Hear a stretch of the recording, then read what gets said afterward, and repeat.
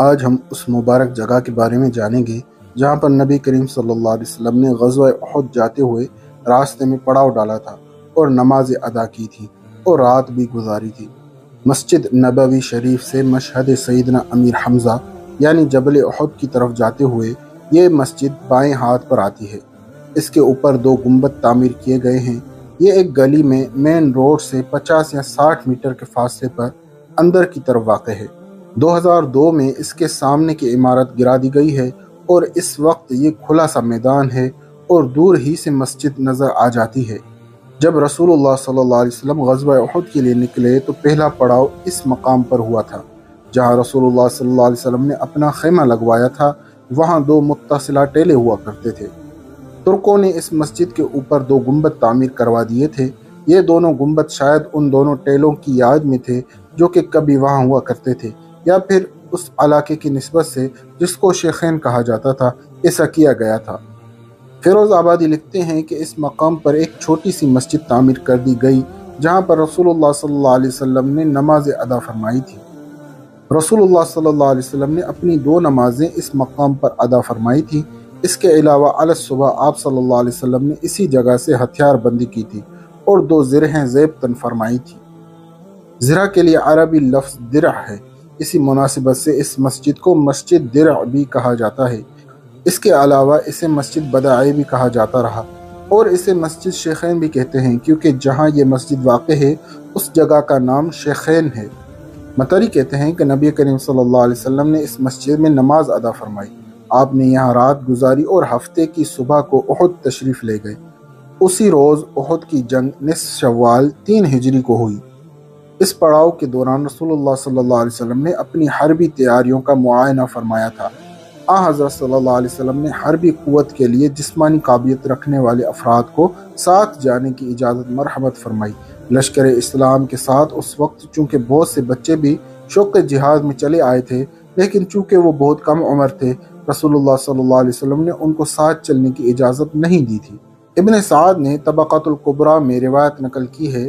مطلب بن عبداللہ بن مطلب کا بیان ہے کہ رسول اکرم صلی اللہ علیہ وسلم جب احد تشریف لے گئے تو شیخین کے پاس پڑاؤ فرمایا اور وہاں صبح تک رہے۔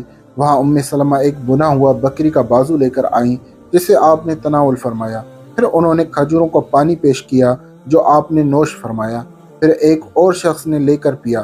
پھر عبداللہ بن جہش نے بغیر سانس لیے پیا۔ ایک شخص نے کہا سنبھل کر پی، پتہ ہے کہاں جا رہے ہو؟ کہا ہاں، اللہ تعالیٰ سے برپیٹ حالت میں ملنا مجھے پسند ہے نہ کہ پیاس کی حالت میں۔ اے اللہ، میں تجھ سے شہادت مانگتا ہوں اور یہ کہ میرے ناک کان کاٹ دیے جائیں، پھر تو فرمائے کہ تیرے ساتھ ایسا کیوں کیا گیا، تو میں کہوں تیرے اور تیرے رسول کے لیے۔ حضرت عبداللہ بن جہش جنگ احد میں شہید ہوئے اور حضرت حمزہ بن عبد المطلب کے ساتھ ایک ہی قبر میں دفن ہوئے۔ حضرت ابو سعید خدری سے مروی ہے کہ ان کو شیخین کے مقام سے واپس کر دیا گیا تھا کیونکہ ان کی عمر اس وقت بہت کم تھی، کیونکہ شوق جہاد اتنا زیادہ تھا کہ بچے ساتھ چلنے پر اصرار کر رہے تھے۔ لہٰذا رسول اللہ صلی اللہ علیہ وسلم نے ان کی پریڈ منعقد فرمائی تاکہ یہ دیکھا جائے کہ وہ جنگ کے فرائض ادا کرنے کے قابل بھی ہیں یا کہ نہیں۔ غزوہ احد کے موقع پر اسامہ بن زید، زید بن ثابت، برا بن عازب، اسید بن ظہیر اور عرابہ بن اوس کو واپس کر دیا گیا تھا۔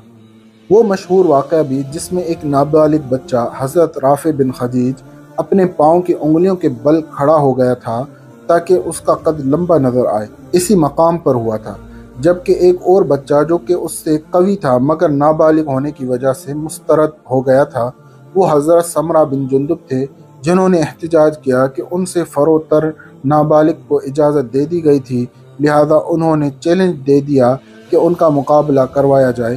ان کے جذبے کو دیکھتے ہوئے رسول اللہ صلی اللہ علیہ وسلم نے ان کو کشتی میں ایک دوسرے کا مقابلہ کرنے کا حکم صادر فرمایا۔ مقابلے میں حضرت سمرہ بن جندب جیت گئے اور انہیں بھی ساتھ چلنے کی اجازت مرحمت کر دی گئی۔ وہ واقعہ بھی اسی جگہ ہوا تھا۔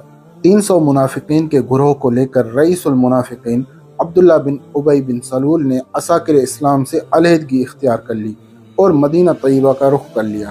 حضرت زید بن ثابت سے مروی ہے جب رسول اللہ صلی اللہ علیہ وسلم غزوہ احد پر روانہ ہوئے تو کچھ لوگ جو رسول اللہ صلی اللہ علیہ وسلم کے ساتھ روانہ ہوئے تھے وہ واپس لوٹ گئے۔